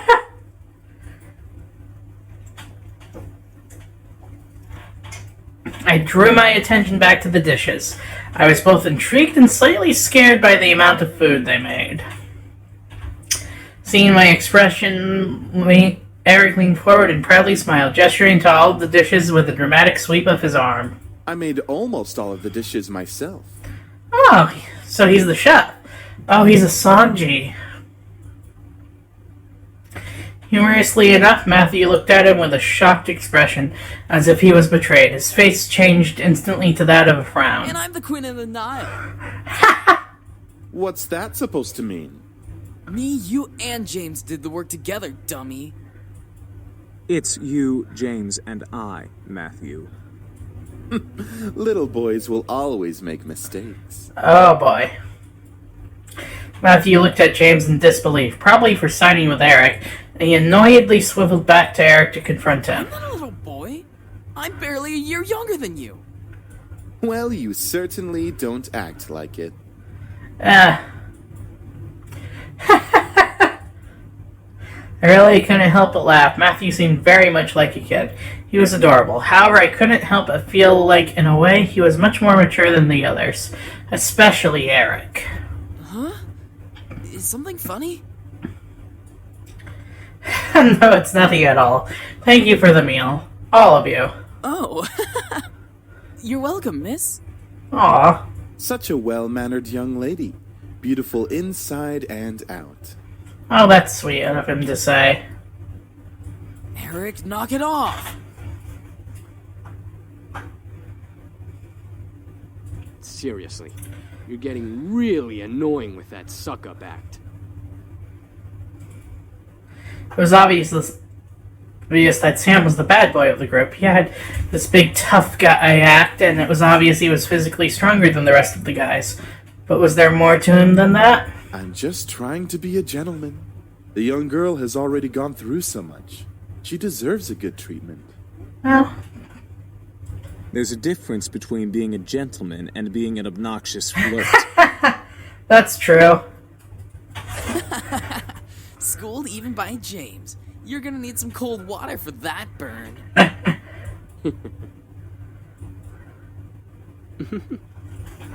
By the way, I don't believe we caught your name even though you know each of us.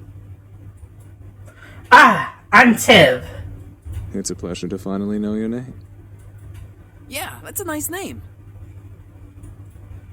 They were all comfortable around me, despite the awkward situation we were in. It was as if it were natural for them to be around humans. I guess that was just how incubi worked. But I was still curious about one thing. Excuse me. All at once they looked at me. I didn't know why, but having all of them look at me made me feel kind of important, like a queen or something. What is it, miss? I want to thank you for the food, but I still want to know why you all came here. I feel like I don't quite understand. Understand? Yeah, like being told that a bunch of incubi randomly appearing in your house was perfectly understandable. Oh, how do we explain? We were attacked. We came here to heal.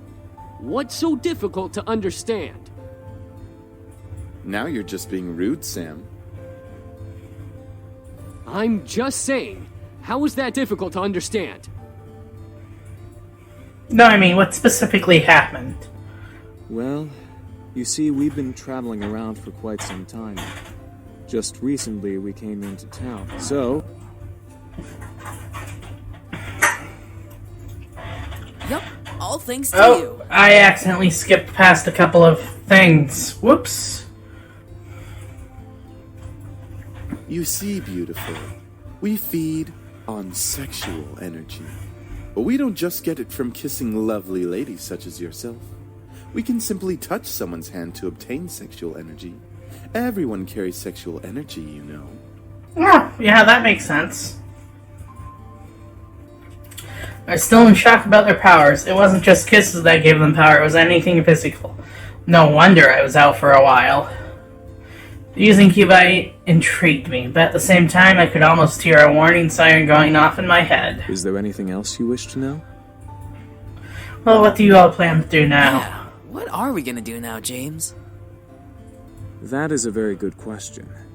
We just got here and surely we'll be hunted again if we leave. Yeah. We can take him easily. Oh, that's bold of you, Sam. Not without more training, Sam. The result of that was clearly evident in our last encounter with them. At that moment, I didn't know what came over me, but I suddenly felt sorry for them. They couldn't survive out there on their own. If they didn't know it was illegal to break into people's homes, they probably didn't know a bunch of other stuff. They would probably cause chaos all over the town. Or on the flip side, they could be taken in for questioning and be poked and prodded like lab frogs for research. That was even worse. But most of all, they reminded me of back then. I was standing alone. The entire classroom was filled with laughter and chatter, but I stood in the midst of it, quiet and alone. It was strange seeing the whole world pass in front of me with such vibrancy, all while I stood there. On the plus side, I wasn't engaged in any of the drama that may have arisen, like scribbling on someone's paper for revenge or kicking someone too hard. It was kind of nice just standing back and watching things pass by and life go on. I had long before convinced myself that I preferred being alone. I often said to myself in encouragement, yeah, I want to be alone. There's no one I like better than me, so I have to spend more time with myself. But there was a certain bitterness that, coupled with being alone, made me feel so sad. There was a difference between being alone and lonely. I just didn't realize it at the moment. After that moment, my father, my mother, there was no one to turn to. I was so lonely. That's when I decided on it right then. I was going to see my grandfather. I didn't care if my father wouldn't take me. I was going to walk my way over there and see what he had to say about it. I'd never met seeing him. I had never seen him before that. What better time to see him then? If no one else was going to help me with what I was feeling, I might as well have turned to him. So after school, I decided to walk there. I had no idea how to get there. I was armed with only a scrap of paper with the address scribbled on it. As a 7-year-old, I obviously had great ideas. I soon became lost, and like I always did when I felt lost, I just stood there on the sidewalk, back pressed up against the wall, and eyes looking at the strangers passing by. And like always, people continued to pass by, and life continued to go on. I was sadder than ever. I had ended up in the situation that I was originally in. Nothing had changed. I thought that I was silly for even thinking that I could change things with my own hands. That was until a voice brought me back to reality. Hun, is that you? I looked up and saw an unfamiliar face, but it was obvious that whoever was talking to me knew who I was. And from that moment, things began to change. Life began moving its rusty joints, and I realized that things were moving along. Suddenly, I had become part of the crowd that moved like a blur past me. I was no longer someone who stood still and watched others hurry past me. Life had changed. I had changed. Because the very person who found me that day was my grandfather. I had the opportunity to help them, though. So, would I? I wanted to, but I wasn't sure if that was the best idea. After all, 5 demons in my house wasn't exactly the living arrangement that I had imagined when I first moved in. There was the matter of making sure no one found out about their powers. Thinking about them as lab rats made my stomach queasy. Even if they passed for humans, how would I explain having guys living in my house? Imagine if my friends came over, they would practically think I was part of a harem or something. Are we not? Oh god, imagine if my parents came over. I think my mom would faint. Who knows what my dad would do. I think he would have them arrested on the spot. This was hard. Maybe I should have written out a pros and cons list before actually having to make the decision. Don't worry too much about it. You have plenty of time to decide. Besides, you should do what makes you happy as well. Strange that I happen to remember what my grandfather said to me when I was little, but it did kind of make sense. They weren't in the same exact situation that I was in before, but I did want to help them out. I think it would ease my conscience and also make me a bit happy to give them help, as weird as that sounded. Clenching my hands into fists, I strengthened my resolve to speak up. Well, you could... What was that, lovely lady? That is, Spit it out already. You could stay with me here if you'd like. As soon as I finished my sentence, the room became still. I'm not sure what went through their heads from my words. The silence in the air cut like a knife until I finally spoke up once more. It seemed like you all needed a place to stay, and well, I just moved into this giant house, so it seemed like it made sense. It was still quiet in the room. I decided to keep talking. If you would like to stay here, though, there are 2 things that I need all of you to follow. Yes? First of all, you can't use your powers or deliberately do something that might harm me or any guest that comes over. We'll save our enemies, but you get the drift. That sounds reasonable. Second, you have to help me with any errands around the house. This place is kind of big, so... yeah. That is a generous offer, miss. Are you sure that would be okay? We don't wish to burden you any more than we already have. It's it's alright, really. I mean, I just started living here myself, so I would appreciate some help around the house. A wonderful idea. We'll live here and train while helping you with the house. Servants for the lovely princess. I do like being called a princess. What? Are you serious? Shh, be quiet, Sam. I haven't slept in a bed for days. They all seem to like the idea, except for Sam. And hey, I didn't really hate the idea either, even if they were incubi. It would be interesting having 5 guys helping me with taking care of the house, burger and fries, given they would follow the rules that I had just laid down.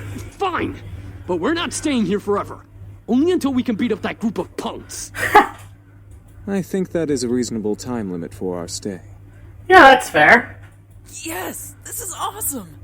Also beautiful. If you need a bedfellow. Oh my. Eric, knock it off. I was happy that they agreed. Maybe it was because I wasn't going to be lonely for a while. Maybe it was because they all needed help and my want to help people was fulfilled. I would never be sure. So what are we waiting for? Let's celebrate and dig in. Finally, I'm starving. Ah. Instantly, Matthew and Sam began to stuff themselves with the food on the table. I noticed James' eyes twitching in the irritation, so I stifled my incoming laugh. Really, you two? You're both acting like pigs.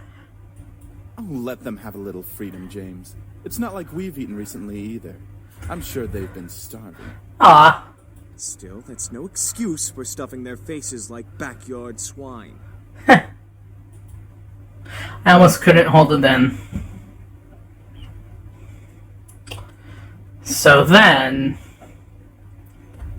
I looked back at Damien, who had been silent the whole time. He was leaning against the far wall, moving his lips almost silently to the empty space beside him. Of curiosity, I looked the same way, though I found nothing there. Nothing. Huh? I looked back to see Damien looking at me with his normal blank face. I couldn't help but stare back, feeling the red tint of embarrassment spreading across my face. As I stared, Damien gave a very small smile and closed his eyes, returning to his thoughts. Eventually, we all ate dinner together. It was strange, eating with just guys, but they were enjoyable to be around. They made me feel like a part of their family as we ate together. However, our peace was soon disturbed. Huh? It's my mom. Excuse me. Hello? Hey, honey, how are you? I'm sorry I didn't get to see you off. Hi, Mom. Everything's fine. I'm actually eating dinner right now. Oh, good, good. So there was food there. Well, your father wanted me to call and talk to you about having a house party tomorrow night to celebrate the new house and all. Oh, that's not a bad idea. House party tomorrow night? So soon? Your father insists. You know how he is with events.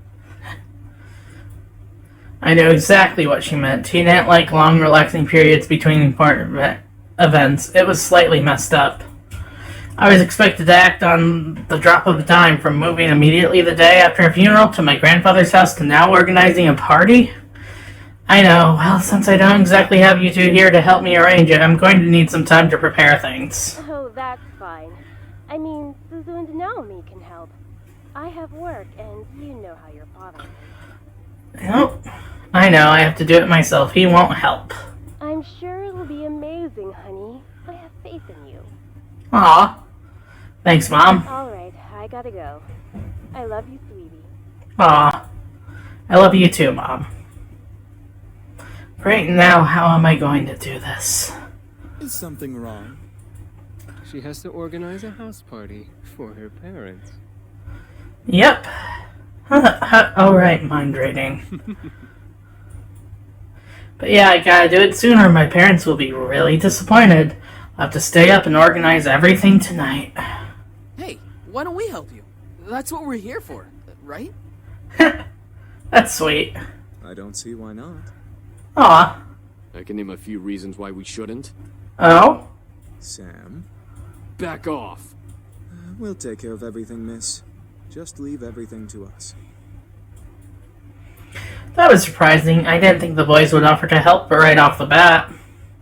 I couldn't help but smile. I was actually rather thankful now that I let them stay. Now I didn't have to do everything alone. As I kept thinking about it, I couldn't help but yawn. Feeling a little tired over there, princess? Yeah, it's been a long day. At least tomorrow's the weekend so I can sleep in. Then it hit me. Wait, where are you all going to sleep? We found some guest rooms on the opposite end of the house from the master bedroom. I'm sure those will do just fine. Oh, that's fair. Oh, got it. Alright then, I'm heading to my room to study and sleep. I guess I'll see you all tomorrow? Have a good night. I will, you too! With that, I left the dining room and went to my room. Eric, no. What? I wasn't going to do anything. Yes, he was.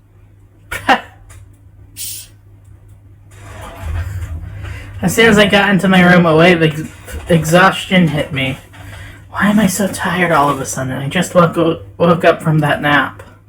I dragged myself to my bed and hauled up one of my bags. I opened it and grabbed my economics book, knowing that no matter how tired I was, I had to study at least a page or two before sleeping at last. The words on the page scrambled in my mind as I read through them, but after 2 or 3 tries, I managed to understand what the page was about. Equations. Ugh. Finally, I decided to change into my pajamas and head to bed. Today had been a long day and I needed the rest. Hopefully tomorrow will be better. 3 days of surprises in a row would kill me. With that thought in mind, I drifted to sleep, embracing the darkness of slumber. And you know what? I think that's... Well, let's play a little further. You fucking pretty boys think you're all that, huh? Well, save that to the end of my pistol. Oh. We're getting visions of the future, it seems. Huh, what's going on? I couldn't move my body. It felt like I was tied up and I couldn't see anything beyond the darkness that surrounded me. Yeah, I could hear the sounds of a heated argument coming at me from all directions. One move and she gets it. Oh boy. Let her go! Matthew? Come on, chicken shit. Fight us like a real man. Ah, there's Sam. Like you scare me, Sam. Come on. Why can't I see? Stay away from her, Malix. And what are you gonna do, nerd boy? Suddenly I felt myself pulled to one side and arms wrapped around my body protectively. I've got you. Don't worry. Eric? As I was held in a tight embrace, I felt the world around me once again settle into a low, peaceful hum. The hostility of the dream before had faded into black as the arms around me rocked me comfortingly. Slowly, though, my eyes fluttered open and I looked up at the person holding me. Damien? I stared into the eyes of Damien. His face was painted with worry and concern. I know he must have seen my dream. Why did I dream of Eric holding me, though? You can't control your dreams. Well, I guess you're right. Are you okay? Yeah, I'm fine, thank you. What time is it? It's 9 a.m. James and I were making breakfast when I, well... You can't control your mind reading? No, not yet at least. I hope to learn eventually, though. Huh. Is everything alright? Yeah, I'm alright. That's good. I'm assuming you had a nightmare. Yes, I'm sorry for disturbing you both. You didn't disturb us, miss. Besides, we'd rather make sure you're okay before anything. Oh, thank you. Now, why don't you come downstairs with us and have some breakfast? I'm sure some nice food will take your mind off of what you dreamt of. It was embarrassing to be the damsel in distress once again, but I felt rather happy that James and Damien were concerned for me, despite only knowing me for a short time. I wasn't sure if it was just courtesy or if they were genuinely concerned. I couldn't exactly read their minds. Alright.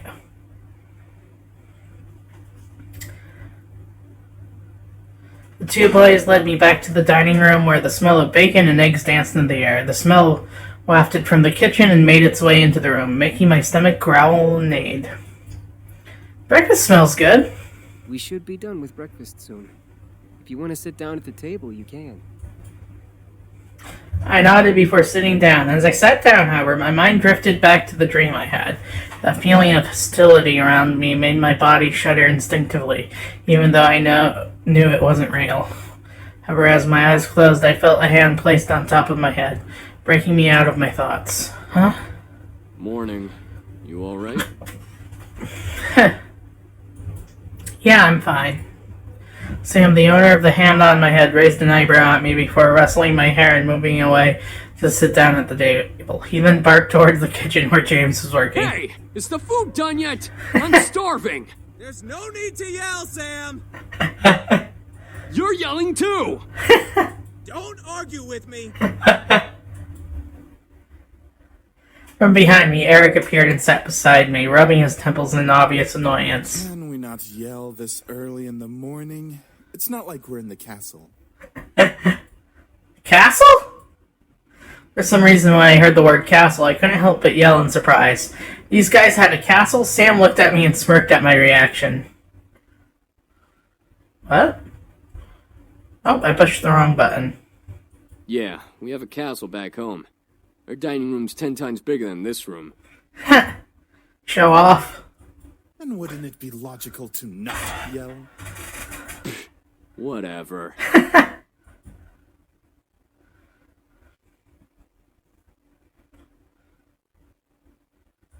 My favorite. Finally. Thank you for the breakfast. It looks amazing. It's our pleasure.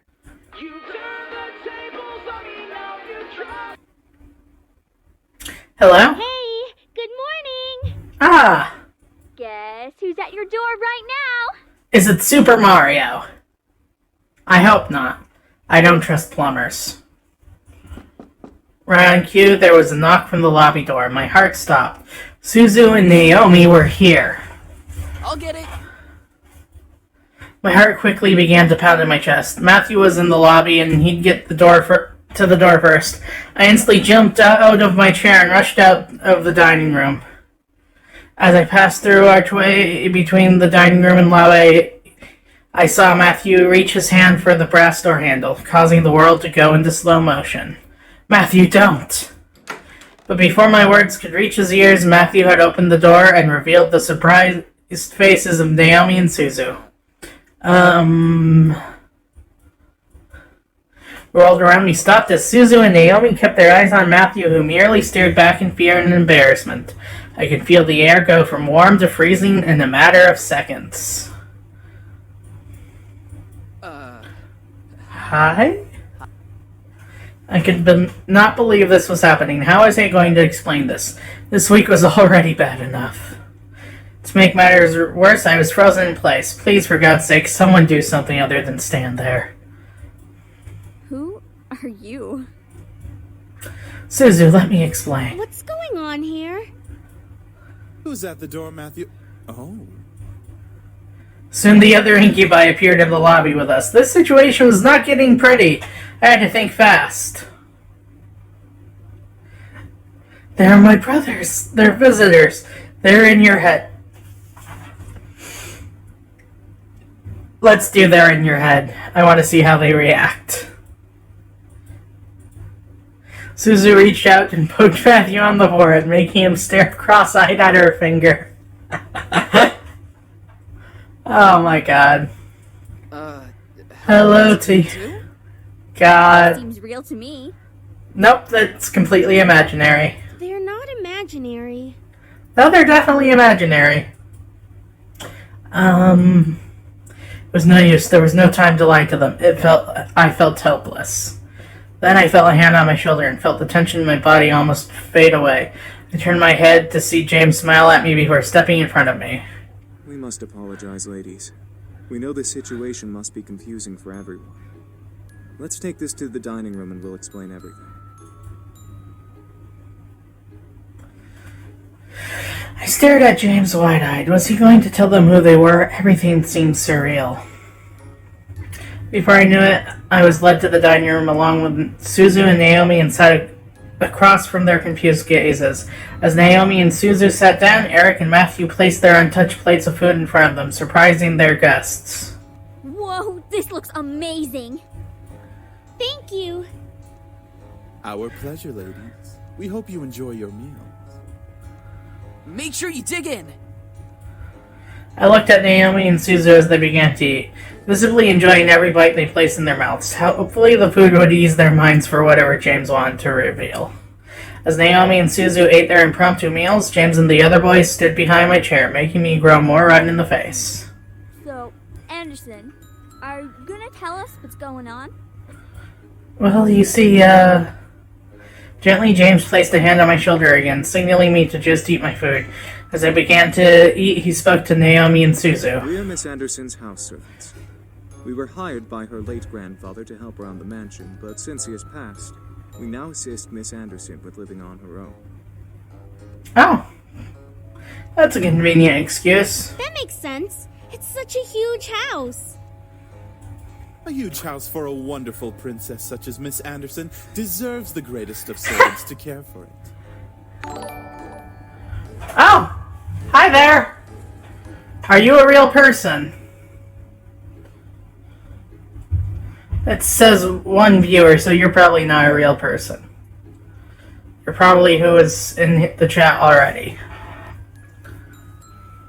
But why are you all dressed so casually and stuff? Aren't servants supposed to have uniforms or whatever?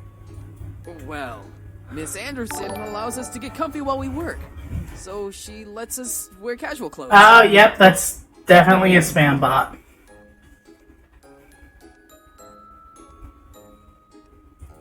Yeah, something like that. We're sorry if we made this situation awkward earlier. We're very sure that Miss Anderson is also still getting used to having us as her servants. It would be very hard to explain after just a day. Yeah. I guess. So, if I may ask, what brings you two ladies here? Well, we wanted to see how our friend was doing. Since it's the weekend and all, usually we hang out and just chill. Yeah, like going to the arcade and stuff. Or the Pink Lady Cafe. There's an arcade? Nerd! That makes a lot of sense, ladies. Well, we don't wish to disturb you any further than we have, so we'll take our leave and start preparing the house. That's fair. Huh? Preparing for what? We gotta prep the house for some sort of housewarming party thing.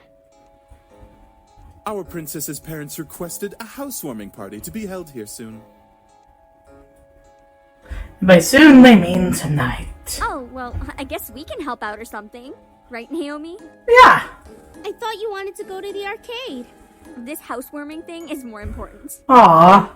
No need. We can handle it. If you'd like to, miss, you can go out with your friends while we handle things here. That's fair. Seriously? Sam, not now. Well, I wanted to help out, but at the same time I wanted to go out with my friends. James gave me a look of understanding, letting me know that if I left, everything would be okay. I had to make a decision. Well, let's go out with our friends. Are you sure? I'm sure. I trust these guys to be able to work everything out. Thank you for trusting us, miss. We'll have everything done for you by the time you return home. All right, we'll wait here while you go get your things. I was strangely relieved to know that everything was going to be okay while I was gone from the house. I trusted the guys enough to do everything they could for this house party, so my mind focused itself on hanging out with my friends. Eventually, I was out the door, walking towards Naomi's car with Naomi and Suzu. Suzu grabbed the entire back seat as I took the passenger side. Naomi started the car and drove off towards the city. And that seems like a good place to save and finish up the stream for now. Let me know if anyone who was here would want to see more of this. This was really sort of an impromptu thing, so I'll probably only continue it if I end up with a stream or something that ends up being cancelled. So for now, this has been Teletran 4, aka Tib, and I am signing out.